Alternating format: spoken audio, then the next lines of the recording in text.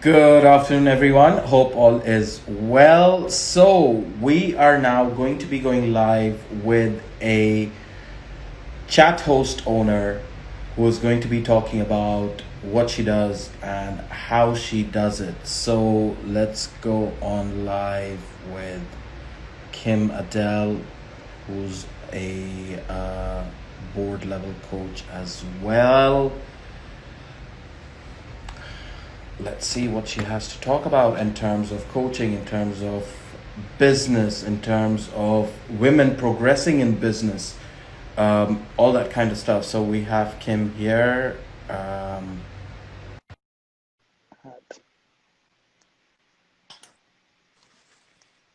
Kim, Hi, hi, how are you? I'm really good. How are you? Good, good. All is well. Thank you so much for joining me on this live to come on here and share your knowledge with the world out there and also spreading positivity. So I appreciate you joining me in my mission. Thank you. Bless you. I appreciate you having me. Thank you so much. Thank you, Kim. So before we move forward with the conversation, Kim, if you can introduce yourself as to who you are and what exactly is it that you do. Of course. So my name's Kim Adele Platts, and I'm a leadership coach, and I particularly work with organisations to help them to lead with kindness, humanity, and courage, particularly at times like now. So that's either the leaders or the organisation themselves, because I think we need to make sure that our people are remaining engaged, empowered, and enthused, and that's a real key skill right now. So I'm supporting people in achieving that. Absolutely. And I think one of those things is coming on here and sharing how you do it with us today. So it's good to have you here. Kim, what I wanted to ask you is I want to take you a few years back into your childhood, teenage years, when we're all growing up and we see a lot of careers in front of us. We aspire to be like them, either it be a doctor, a lawyer, an architect, an engineer, an actor, for example. What is it that you aspired to be when you were growing up, going to school, going to college? Was it something that you're doing today, or was it completely different to what you wanted to do today? It's completely different, to be fair. So I always knew that what I wanted to do was be a hairdresser. Wow. So it was my dream. I got my first job as a Saturday girl at 12. I left school at 15 to become a hairdresser and open my own salon at 18. So I really Wow. thought I was living my dream. Everything was sorted. But then when I was 23, I found out that I was severely allergic to perm lotion, which in the 90s was a bit of a problem because perms were quite important.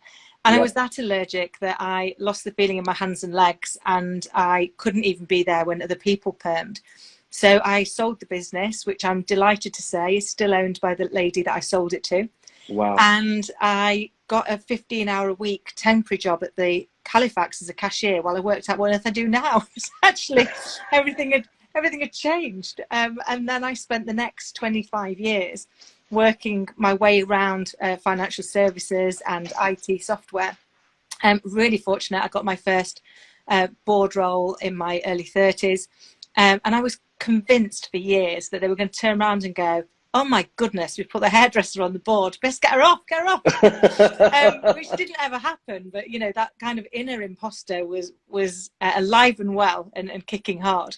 And I think within that, you kind of, it's hard. You have to keep pushing yourself forward. You have to keep hoping that you're Yep. not going to find out to be a fraud. And I was so terrified that anybody would ever find out that I was a hairdresser and think that I was therefore not capable of my jobs.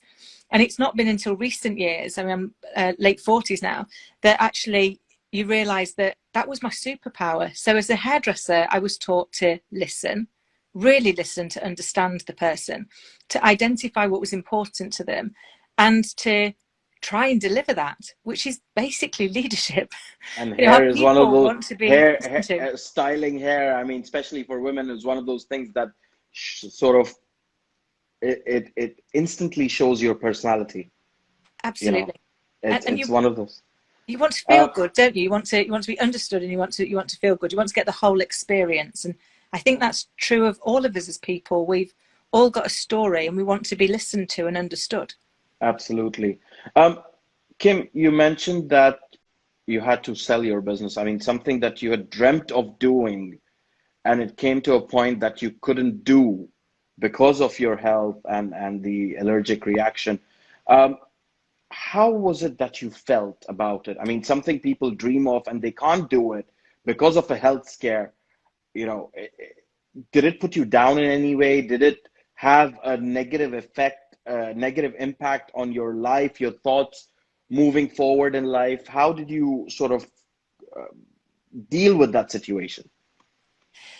Yeah, it was really hard because it had been my dream, and I guess being able to sell it to one of the ladies that was self-employed that worked there really helped, because it meant that it was going to carry on, and it was going to carry on with people that, you know, I know, like, and care for.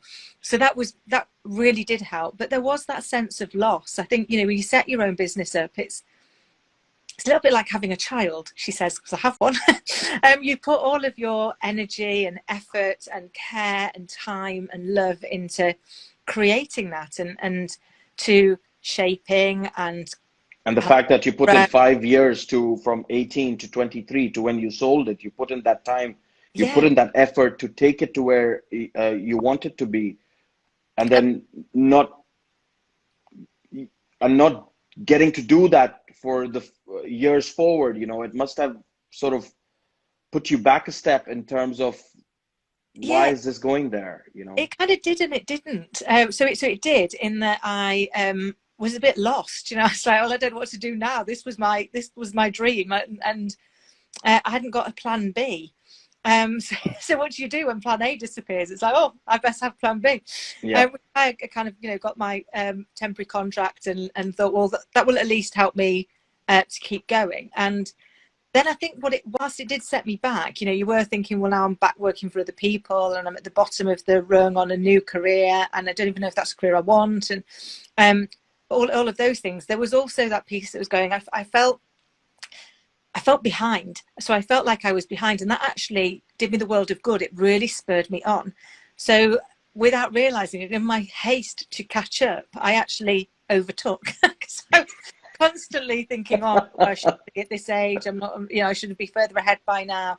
And I used that 5 year false start almost, I think by that point it felt like it was, to push me to go, well, I need to just work harder, and I need to, any opportunity that comes along, I need to say yes to it. And that there's a quote that says, when an opportunity comes, you should say yes to it and then work out how to do it later. exactly. When an opportunity knocks, just open the door, let it come in, and then deal with it after. You know, it might be an unwanted guest, but you've got to make it work, and choose that pathway to get that opportunity right and put it together, and succeed with it. So you mentioned you sold the business and then you moved on with working for someone that was at Halifax, being a cashier. Um, Total change. I mean, coming from a hairstylist into the banking industry. How was it working at the bank? I mean, although you were at the cash desk, but you know, there are sometimes you go through those constraints, and you have to report to your manager and all that kind of stuff. How was it dealing with that? Because coming from the fact, like you just mentioned, you were a business owner, you didn't have to reply to anyone. And Yeah. now you have to reply to someone, you have to be on the desk at 9 a.m., you have to deal with queries from different customers who walk in. How was it dealing with all of that? Yeah, it was interesting. I mean, I thoroughly enjoyed it. I loved every minute, and I've been very fortunate. So I was brought up to believe that actually, if you're going to do a job, you have to do it to the best of your ability, and that the question you should ask yourself at the end of every day is, if this were my business, would I pay myself for today's work? And if the answer is no, make darn sure that tomorrow you turn up, the answer is That yes. is a really good ethic. That's a really good work ethic. I mean, I've never heard this one before, but it's a real good one. It's a real good one. And having run my own business, it really hit home, because it was like, yeah, I actually know what it's like when you're the one that's responsible for making that money that you're then going to pay out to people. So you want to know that actually it's been earned because you Absolutely. worked really hard Absolutely. to create it. So that's kind of been my ethos in every business, which is, you know, would I pay myself for today? And I'm proud to say I would. And there's only been 1 or 2 days throughout my life where the answer's been no. And I went in the next day and worked even harder because I realised that I'd let myself down as much as I'd let them down. But so in effect, you start thinking that you're doing a double shift. So yeah, it's like I just work a few hours at the weekend and kind of catch up because I need to feel that I've earned my pay, I guess. Absolutely. And how long did you do? How long were you at the bank for? I mean, was that a short career span, or that went on for quite some time?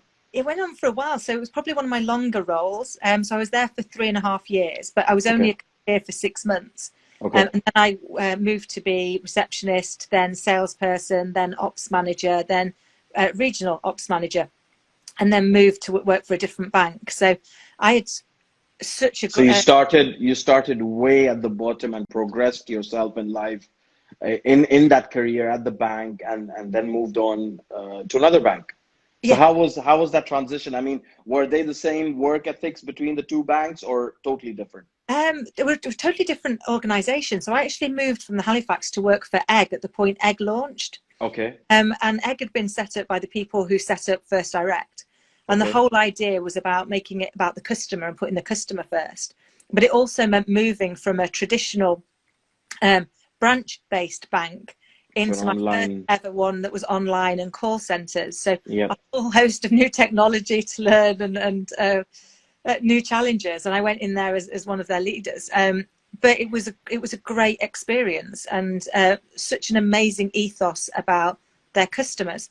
And they talked, and I still use it to this day, they talked about dancing with customers, and the fact that when you think about the conversation that you have, imagine that you're in a dance. So as we've probably spotted, I talk very fast. So if I were a dance, I'd probably be a jazz. And if my was a waltz, that would be a really uncomfortable dance, wouldn't it? They're waltzing and I'm jazzing around all over the place. So it talked to you about how you tailored your style to match theirs. So if they're doing a waltz, you slow down to do a waltz with them, so that you are dancing on the same level, on the same wavelength, you know, so that you, in effect, I mean, when it comes to online banking and telephone banking, you don't know who the other person is on the other line and what they're going through, what they've gone through, whatever it is.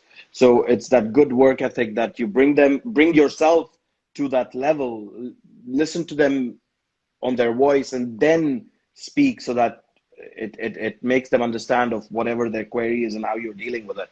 Absolutely, and make them feel into and understood, because I think that was a key learn for me, and a lesson that's kind of taken me through my life. But there was a new challenge, which was, a challenge that we're all facing right now, I guess.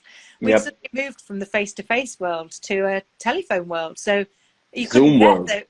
And from back then, it wasn't even Zoom. It was like, it was literally the phone. So you couldn't even see the person. So trying to build rapport, trying to understand them and engage with them, you had to get really good at listening and listening to the words they use, because people give themselves away by their words often, and we don't realize. Absolutely. But, I was talking to somebody the other day, and I was saying, oh, no, everything's good. And yet the words they were using were things like soldier on. And it's like, sounds to me like things are feeling a little bit like a battleground. And that's fine, but I can help with that. But actually really listening to the words that people use so that you can help them is massively important.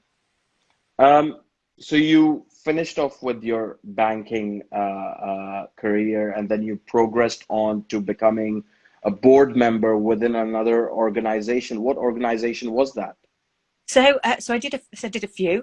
So I did the first one was for Central Trust, and then I moved across and I did CPP for a while. So I was there, UK COO. How was it for you? Obviously, now you were on that managerial sort of level between the banks, right? And you were working with these organizations where you were dealing with many people under you who were building up that rapport for the bank.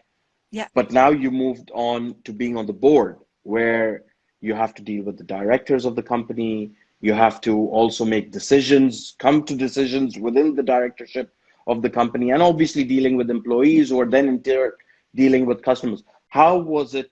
How was that transition, and how did you find that sort of experience in terms of the intense experience? I mean, the higher you move up in life or a career, the intense it becomes because there's so many responsibilities that come with it. Absolutely. And you become very conscious that you are responsible for so many other people's roles. And, you know, it's tough. There are some tough calls. And, you know, sadly, for one of the companies, I went in after they'd been given the largest fine in UK history at the time, and they were in a real pickle. Wow. And we had to make some really tough calls, including having to, sadly, run a number of redundancy programs. And nothing brings it home to you quite like having to stand in front of somebody and tell them that they're going to be made redundant. And Yeah. and for me, one of the most I was important just talking things. to my son this morning, and he learned something new at school yesterday. The word redundancy. Okay. They were reading a book, and he was, so I asked him, I like, what does the word redundancy mean? And he says that when a business cannot afford your cost is when they ask you to leave the business. And I was like, what does the word "you're fired" mean? I was like, well, they just kick you out for no reason. I love it. Out of the mouths of babes, eh? But I think, you know, when we do redundancy programs, and I've sadly had to do a lot over the years. I think one of the challenges is, as the leader, there's an element of shame because you weren't able to lead them in a position that doesn't leave you in this place. And there's an element of guilt because as a result of that, they're going to end up with no job. Yeah. And then you know that the message is not going to be well received because nobody ever went, "Yay, redundancy! What do I sign?" So you know that it's going to be difficult. And therefore, what I've seen over the years is a lot of leaders who make it about them. And yet, when I've done it, I've kind of really wanted to make sure that the people realise it's not about them. In Yeah. that, it is about them. They're the ones that are impacted. They're the ones that are going to be hurt. But it's not as a result of them. Because too often we don't do that extra piece of work that says, you know, the people that get made redundant didn't have a choice. There was nothing they could have done differently to trade their way out of the situation that they're in. Absolutely. And you need Absolutely. to give them that time that says, you know, I'm genuinely sorry that as a result of, you know, of where we were as a leadership team, it's come to this. And that you're impacted as a result. But I need you to know it was nothing you did. Because if you don't, you will leave this feeling you're not good enough, feeling that you're not worthy, feeling that you're not capable. And you'll But it's actually us that yeah, is not capable of keeping you. absolutely. And you'll Yeah. carry that into your future. And that's when we see people that get made redundant again and again. And it's because they've been damaged by the way Do that you it's. think do you think it has a negative impact on them, on their life, on their professional career, on their personal life, all that? Like you just mentioned, that they have they don't have a job, Yeah, which means they don't have pay, which means they can't put food on the table, which means they can't, you know, the necessities. Maybe they're a family and they have kids, and they can't feed their kids, and all that kind of stuff that comes to them with it. It's easy for a business to say that you're made redundant, but you don't know what that person's going to go through for the next week, 2 weeks, a month, 6 months. How they're going to do it. yeah. No, it is. It's really hard. And I think it's important that you keep talking to them. So, you know, with mine, I made sure every single week as a minimum, I sat in front of them and just said, right, talk to me about what you're feeling. Tell me what you're thinking. Let's work it through because they deserve your time. And this Absolutely. is where it goes so horribly wrong. You know, with people, they've done the awkward bit about telling people they're going to be made redundant, and then they almost like hide until the consultation's gone, and they don't have to have those awkward conversations anymore. And it's like, yeah, they're awkward and they're uncomfortable because you've got to put yourself in that place where you've got to listen to people and the awful experiences they're going through.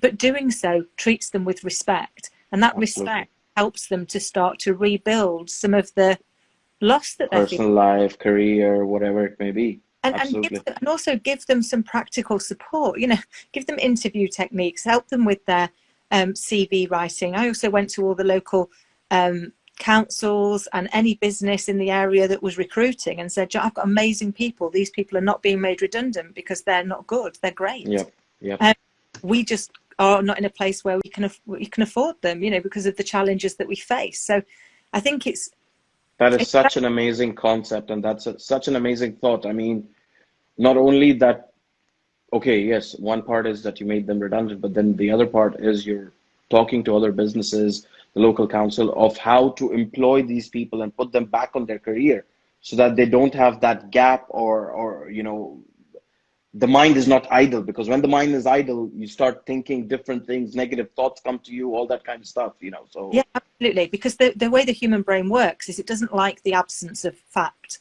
And if there's no fact, it creates a story, and the story is always fascinating.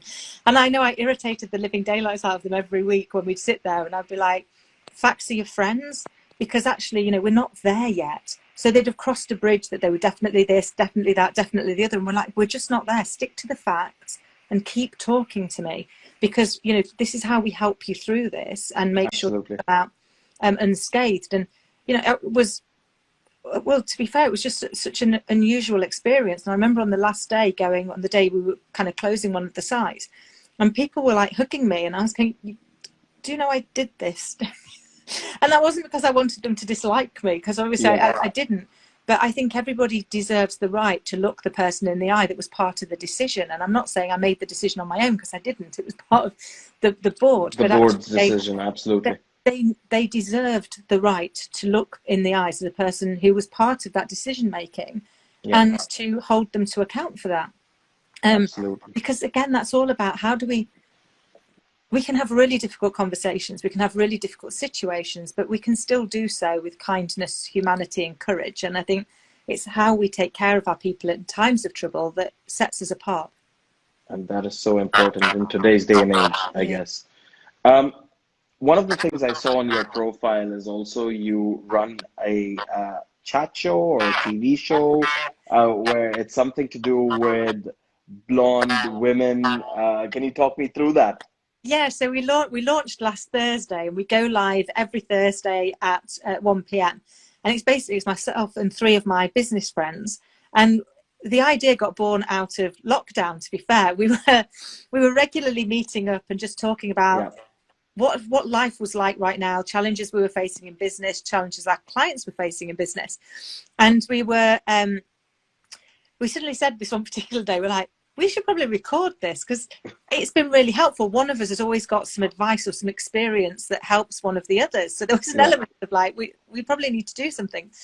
So we were like, what if we were to kind of try and create almost the loose women of the business world, like an easygoing chat show, half an hour a week, sharing hints and tips, interviewing people who can share hints and tips about what it's really like in business, and almost to provide that sense of fun, but a sense of learning and knowledge. And I guess all four of you are blonde, so that's why it's named the all blonde. four of us blonde. So we'll go. We've had a few people go, do I have to be blonde and female to take part? And I was like, no, of course not. It's just that we were blonde and female.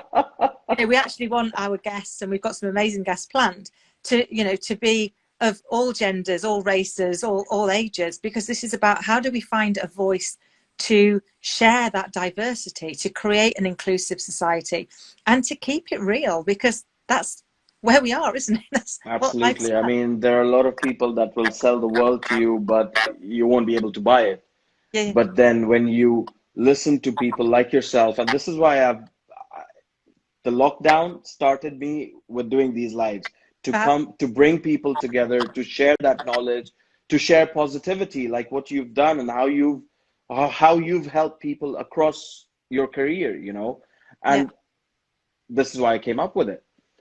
And one of the things out of this that I have got personally is to know about so many different people, of what they've done in their careers, how they've helped people, or even just themselves, you know, because you get to a point in your life sometimes that you're feeling low and you don't know where to get that help from. But now there are people out there that will do something like what you're doing in terms of teaching women how to do business, how to go about that business acumen, so that they can be successful in life and run their own business. Because if me and you can do it, anyone can do it. Running a business is not hard. It's just that work ethic, that commitment that goes into it. Obviously the cash flow, yes, Yeah, always important. But I think it's knowing where to go to get some of these skills. And actually, you know, I get, so the other business blondes laugh at me because they call me they call me a tech geek because I always thought I was a tech phobe. Okay. But you know, I've had to learn so many skills setting up my business, and particularly in lockdown, going online. Yeah. Around, I've just rebuilt my website from scratch. I'd never built a website in my life before. Wow. I was like, Wow. right, well, we'll just get some YouTube videos and we'll see how hard it is. And kind of, you know, branding and everything, but I've done it. So, and actually now there's a website which is Women on the Web, and I'm one of their contributors. So we share free videos for other women to learn digital skills, so that actually we can take away some of that, I guess, some of that concern around how on earth am I going to learn this? Because it's like, Exactly. I learned it. I used to think I was a complete technophobe, and now I've managed to go from technophobe to technogeek in a 6-month period. So it's amazing what you can do. But these videos are real step by step from other women that have been there and done it. And clearly, not just women can learn from them; men could as I well. mean, anyone can learn from them, but it's always the fact, right? I mean, we see so many gender inequalities, you know, with pays, and it's always on the news, right? And then sometimes women think that, oh, I don't think I can run my own business. I don't think I can build my own website. You know, how do I do it? So it's good for you to come out and give that knowledge and share that knowledge with them, so that they feel that, look, if I can do it, you can do it. It's that easy. You just got to put your mind to it, put your head to it, and get it done. Yeah, and actually push your way through that doubt. And there is some research that shows that, you know, women apply for things 2 years after they're ready, and men apply for things 2 years before they're ready. And reality is we should probably both go in the middle. we should do it at a year each, right? So it'll be perfect. But the reality is, it's because actually, and I think maybe it's the way that neuroscientifically we're wired, because we are wired differently, is that when we look at something, we look at all the things we can't do yet. Where it's our natural stance, whereas men's natural stance is to look at all the things they can do already. Exactly.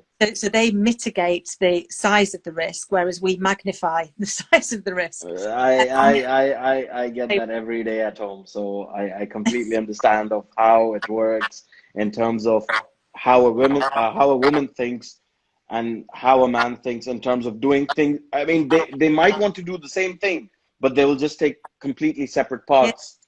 And possibly end up at the same destination. But it's been absolutely amazing talking to you. You know, I know you've got a client at 3:30, which you mentioned. Yeah. So good luck with that.